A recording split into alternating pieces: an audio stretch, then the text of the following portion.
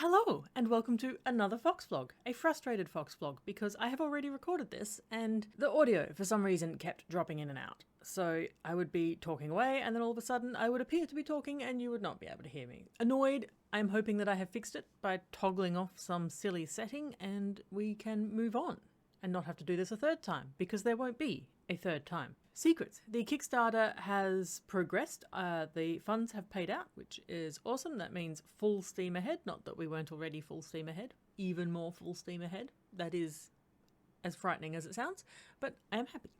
It is good. I have got the edits back for the secrets we save, so from my copy editor, and I'm now going through those, and it's so nice.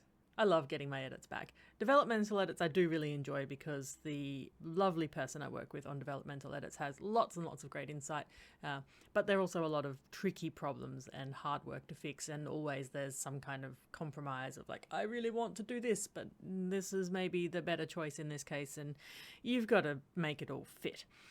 But the copy edits are just lovely because it's like everything is finalized story-wise, and now this just lifts it up and makes it better. And honestly, for most of it, I could just go accept all and be done, and that would be very quick and easy, but then I would not learn that apparently when I wrote this book, I had forgotten how to spell practice so many times. I am very happy. My editor does a fantastic job. So I have two stages for reviewing the copy edits. The first is to just whiz through and accept all of the really obvious stuff, like the misspelling of practice, commas that I've missed, errors, typos, that sort of thing. Rewording little phrases where I've done something really clumsy and horrible, and my editor is just like, you could switch these words around, do this, it'll be better, and it is, and I just say yes, thank you. And then there's the trickier stuff, which is where there's comments or where there's an edit where I can see that something needs to change, but actually now that I read that sentence, the whole sentence could change, so what he suggested might not be the answer. Yeah.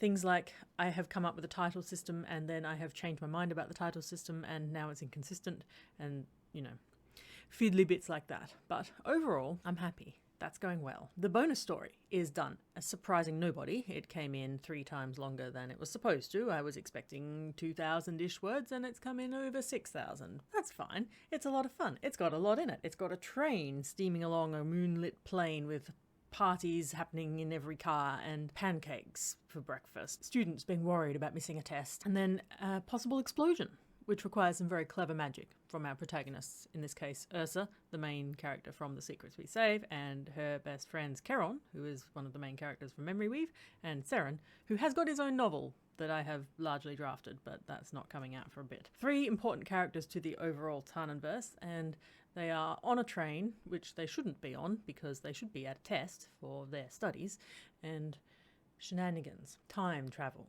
Shenanigans. I have been resisting time travel in this series, more than series, universe of magic that I've created for ages, for years. Darkhaven, no time travel, fine. Everfire, no time travel. Also dimensional travel, yes, no time travel, fine. Memory Weave, oh, well. We get to the very end and one character's like, I can bend time. And I'm like, no you can't. I'm kind of a god, yes I can. And I'm like, fine, you can have the time bend. It's got to be very, very small. You do not have the power to do all that you want to do in this scenario. Tiny little bit of time stretching. That's it. That's all you can have. Well, since then, there has been more development behind the scenes, which will eventually all become very clear. But for now, let's just say time travel is a thing. Any one of the V magicians, which is the space-time magic magicians, and I suppose it's in the name. When I said space-time magic, the characters are all just like, aha, we know what that means. They can take a test to see if they can travel in time, and if they can, well, here we go. There are rules. They will not just be allowed to flit all over the universe in all times and all places willy-nilly. No, there are rules. Strict rules. If you mess with the time travel, catastrophic events happen, such as trains blowing up in your face. And that's where we are in this story. So time travel has gone wrong, and Ursa, Seren and Charon must pull off some pretty spectacular magic to fix it, having put some fairly spectacular magic into breaking it in the first place. It's a lot of fun though. It's going to be a brilliant addition to the Secrets We Save special edition on Kickstarter, and I will say that when I publish the retail versions of these, so on Amazon, Kobo, etc., it will not have these bonus scenes. This is a Kickstarter thing. So if you want to get the bonus scenes, you got two options. Either head over to the Kickstarter, the link is below. It is still taking late pledges, so you can jump on still. Or later down the track, once the Kickstarter books are all out, the bonus materials will be available on my Ream platform, which I believe is also in the links down below. That is a subscription service where you can support me to write more and also get early access to all of my writing, including bonus scenes, extras, character chats, and whatever I happen to be working on at the time, which at the moment is lots of secrets stuff. The drawing, the painting, the illustrations. Illustrations are tricky. I got an email from another artist that I follow the other day, and she has just completed a series of paintings for a release in watercolor. And she was saying that at the beginning it was great, it was fun, it was beautiful, it was rediscovering the magic of watercolor, because it is a magical medium to work with. It's unlike any other type of paint. It does things by itself. There are times when I can put the paint on the paper and go, and then come back a week later and be like, I didn't paint that. It's its own kind of magic, in a way that acrylics and pastels and pens and pencils and all of those more static mediums, while still beautiful, are not quite the same. But with all of those mediums, you have a lot more control. You put a mark where you want it and it stays there. With watercolor, not necessarily. It's a tricky medium for a lot of artists. It's certainly one that I love the magic of, but also wrestle with. And this artist was saying a similar thing, and she was feeling that by the time she got towards the end of this series, these planned paintings she had, she was so tight and so restricted in the way she was painting that it just made it horrible. And it was a moment where I went, that's what it is. That's why I am not getting on with these last 4 illustrations, because at first it was fun. It was like, is this going to work? If it doesn't, it's one painting. I throw it away, I start another one. I might choose a different medium if I find that the watercolor is not going to happen. Now I am 6 paintings in. I'm over halfway through, and I am now so committed to the vision for these that when I go to paint, I'm like, I mustn't make a mistake. I can't let it do it at once, because it might not be what matches all the others. And it's silly. Intellectually, I know it will, because that's my style. That's how they're going to come out. And that is also the beauty of watercolor, is in those little mistakes and the things that happen that you didn't plan, and paint going where it wants to go. That's what makes it a brilliant medium. That's what changes it from being digital watercolor even, or any other form of painting. So I have chosen this, and now, I think it's because as you get closer to the end, you start seeing the cumulative effect of all of the paintings you have made, and you get an idea in your head for what they're all going to look like. And that's difficult, because when you have a fixed idea in your mind, at least in my experience, of what you want your artwork to come out like, you're going to battle that the entire time, because inevitably it will never come out exactly how you look. And even if it does, there is so long in the process of making it between when you start and when you get to a point where it starts to match that vision in your head, that you're just terrified the whole time. In my experience, at least. I am hoping that as I get better and more experienced and develop my illustration skills, some of the fear disappears a little bit. But for now, it's quite new. I mean, I have been doing art for a long time, but actually committing to illustrating a novel is something else. It was good to identify it anyway. So I have made some progress. I have got the sketches down for the next 2 scenes I'm going to do. One of those is the city of Oria, which is like a forest city with these giant flowers that change colour depending on the time. And that's how people tell the time, whether the forest is bathed in blue or green or red or yellow light. And then there's different aromas that drift through the trees according to the time that it is. That's kind of fun. I'm looking forward to painting that. I have a scene with the dilapidated wharf with a yacht that Ursa and Del hide on. Then 2 trickier scenes. One is a street parade. Not entirely sure how I'm going to manage that. And the other is a theatre scene. Painting a theatre is fine, but this is a specific scene that I'm going for. Maybe I'll just do the theatre. I'm not sure. I'll have to think about it. The other thing that is taking lots of my time and energy at the moment is a grant application that I am doing, supporting some of my rather ambitious plans for next year, which is, I've written so much stuff and I just want to put it all out there, but producing quality work is quite expensive and time consuming, and you need a lot of at least one, if not the other. And a grant will help me expedite some of these things, because I am concerned that the Lightless Prophecy is just going too long without another release. It's fine. It's going to happen.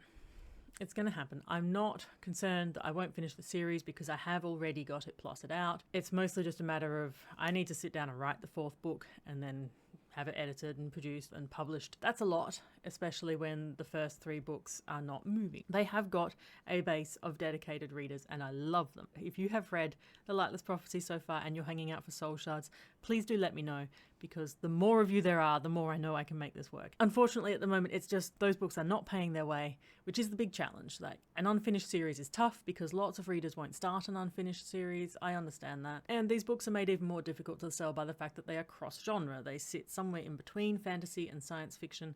And when I say that, most people think, oh, Star Wars is science fantasy. No, no, no. Erase Star Wars. It's not. It's kind of the opposite of Star Wars. It's the anti-Star Wars. So it's like things from science fiction and things from fantasy that you wouldn't normally put together in a science fantasy. That's what I've done.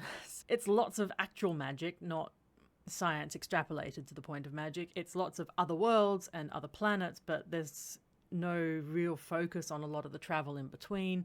There's no spaceship saga stuff. There's no battles with laser beams. There's no weird alien races and that sort of thing. It's just human civilization has expanded across the galaxies because they have magic, and that allows them to travel among the stars. That's the premise, really.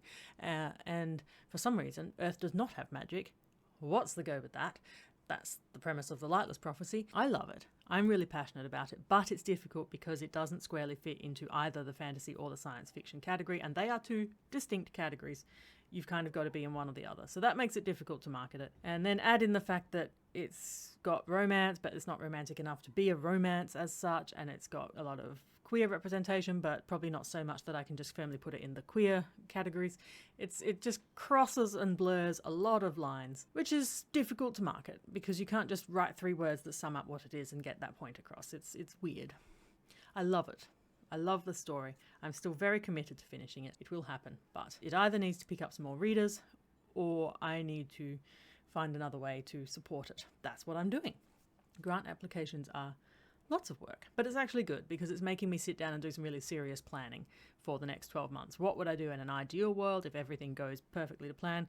What will I do if things maybe don't go to plan? What's the bare minimum I'm going to be doing next year if nothing goes to plan and everything is kind of trickier than I expect? So I think you need to do this stuff. The planning is important.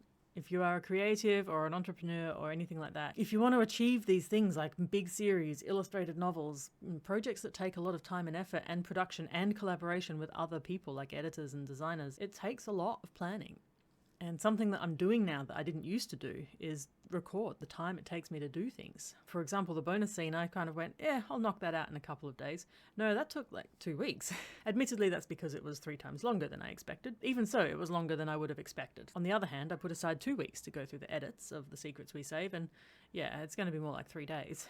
I just don't know. And you would think I would. This is the 4th book I've had edited, but I just haven't kept accurate records of how long all those things actually take. So when I go to do my 90-day plan, which is where I put down every single day what is my focus for the day, I don't know how many days I need to do the proofread. We'll find out. For the next book, it will be more accurate and easier to plan. Yeah. I'm excited. All going well. My next plan will be getting the secrets finished, getting Lies ready for next year, and also Soulshards, hopefully, fingers crossed. And if that happens, then there might be some sneaky special edition hardcovers of the first 3 books in the series of Lightless. So Darkhaven, Everfire Memory Weave. It might happen. We'll see. Like and subscribe if you have not already, and I will see you again in the next chaotic, hopefully less cross Vox vlog. Thank you for watching.